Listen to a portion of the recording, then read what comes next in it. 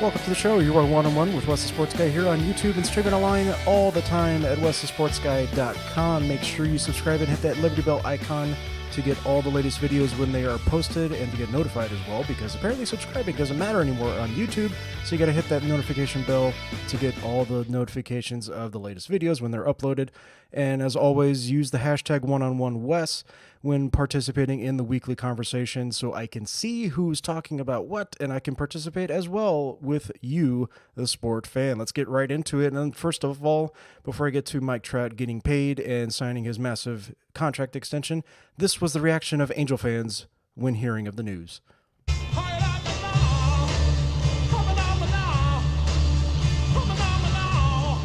Now, that wasn't my personal reaction because even though I am an Angel fan, as you can tell with the hat, and I've also got the jersey, as you can tell as well, Mike Trout getting a 12-year, $430+ million contract extension that is adding on to what was left of his 2-year current 10-year extension that he's still in the middle of with the LA Angels of Anaheim, Anaheim Angels, California Angels, whatever you want to call them. They're just the Angels is how they're introduced almost all the time now at home games. When they bring them out to the field, they just say your Angels. They don't say LA, they don't say Anaheim, they don't even say California because they're in that state of California. But I digress.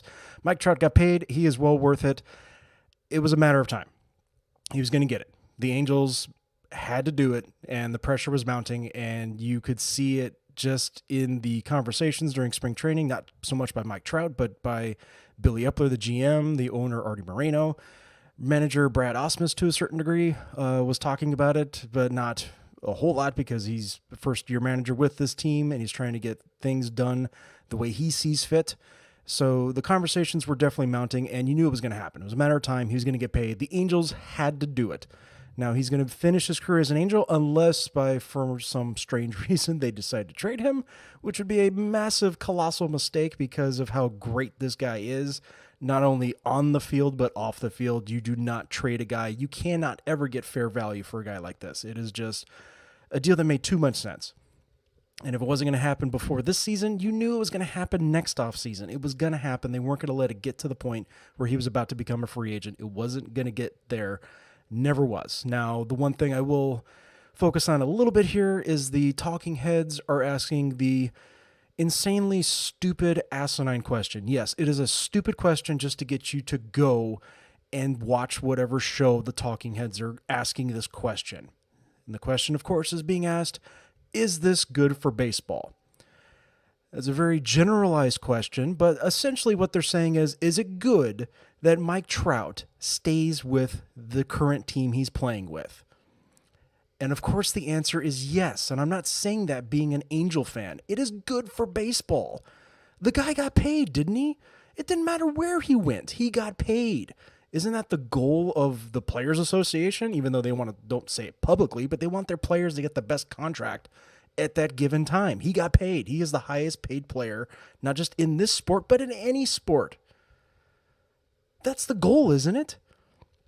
And from baseball's perspective, it's good too because he stays with the team that drafted him. You are promoting the fact that teams that don't have the largest markets, even though it doesn't make sense, do not consider the Angels in the largest market because they play in Southern California, the second largest media market in the country as far as sports is concerned.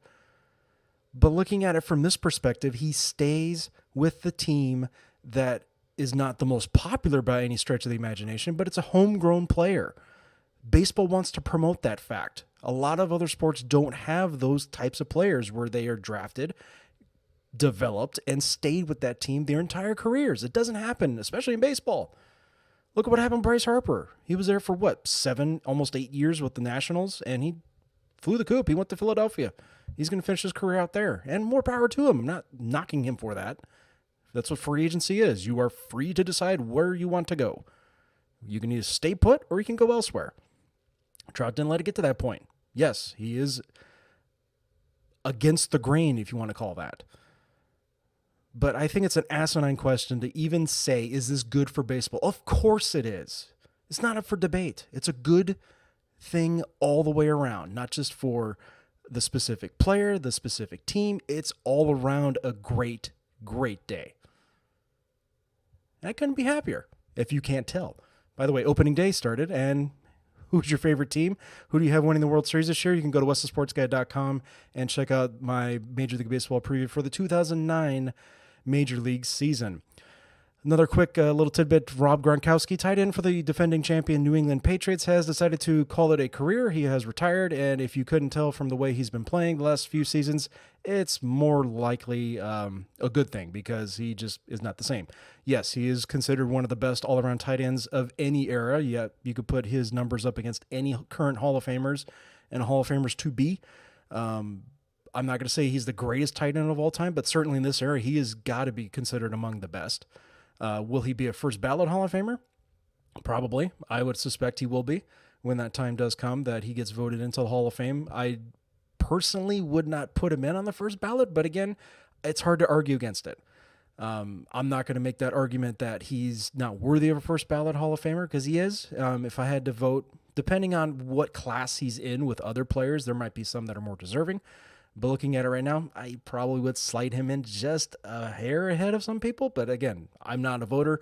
I don't see who else is going to be in that class, and I kind of favor others that have been there for a while ahead of players that could be first ballot that don't have exactly the longevity that you'd like to see for Hall of Fame voting. But then again, that's my opinion. If you disagree, hey, participate in the hashtag, one-on-one Wes here on YouTube. Time for the segment that did not collude with Russia during the most recent presidential election here in the U.S. Do you remember? You remember?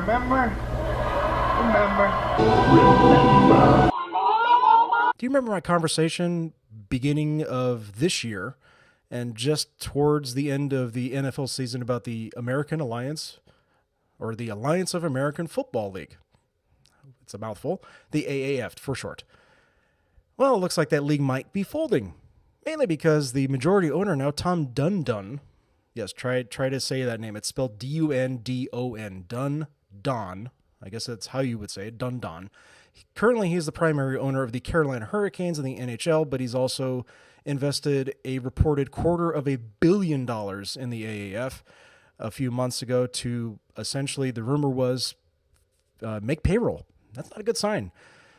But his most recent comments about the league and its future point towards the fact that they are not able to get a lot of the young players that are currently under contract in the NFL, not so much the big names, obviously, but the ones that are on practice squads or are on future contracts in the NFL. They can't get them to play in the AAF because the Players Association, according to Dundon, they don't want to participate in this. They don't want to let those players participate in this league.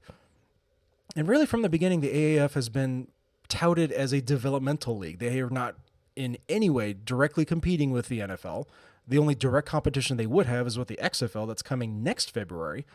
But again, these two leagues are not from the start going to compete with the NFL. They want to be a springboard essentially to what will be the NFL for a lot of these players. Now the AAF looks like it's probably going to fold mainly because of the fact that they can't get a lot of other players to participate in this league, which is kind of a sad thing. Not so much for the fact that you can't see football 24/7, because you really can see football 24/7 on the NFL Network. And with free agency and the combine and the draft and all that coverage that comes with it, you see it all the time. It doesn't really matter if you need the AAF or not. But it's kind of sad to see that the league did have a really weird, kind of quirky start. And there were some things that are in the league that are nice. Some of the camera angles, some of the replay innovations that they brought to it, where you actually hear the replay official talking with the officials about that current play that's under review, things of that nature. There's some nice little quirks that they've done. Also with on the field, having to go for two all the time, no extra points, that's pretty nice. But it's going to be sad to see this go because the players are really starting to embrace this. Yeah, of course, Johnny Manziel's in the league now. He kind of, hey, brought some more eyeballs to the league this last weekend, but again, if this league does decide to fold, that's going to be pretty sad. I mean, it had such promising start, and it was kind of put together. It seemed to be kind of fast and without a lot of planning for the future. But again, they had a lot of NFL backers, and this was a league that should have lasted. But if it doesn't, then hey, we got the XFL next year. Good job, Vince. And for my feel-good story of the week, I do not have any great stories to share with you. I would just like to take this opportunity to thank you for stopping by and subscribing and hitting the notification bell. If you haven't, please do. And also checking out westthesportsguy.com. I do appreciate it. And last week with the video of the Major League Baseball season here on this channel, I know my voice was kind of losing it last week. I got better. And I did participate at the end of that video. If you want to see it, go make sure you check out the YouTube channel, One-on-One with yours truly, Wes the Sports Guy. But again, I just want to reiterate that I do thank you for stopping by. Thank you for going to the website as well. A lot of big things in the future, very near future, I should say, for the website. Be sure you bookmark that site, westthesportsguy.com, and get ready for what is going to be another insane couple months. I mean, we got the playoffs coming with the NHL and NBA, March Madness. If your bracket is still intact, good for you. It's blown up for me. Michigan and Tennessee were my picks, and they didn't even make it past the Sweet 16. They got there, but they couldn't get past it any further. But I digress, and I just want to say thank you again for stopping by. Make sure you subscribe, hit the Liberty Bell button, and as always, use the hashtag #OneOnOneWes to participate in the weekly conversation. Until then, I will see you next time.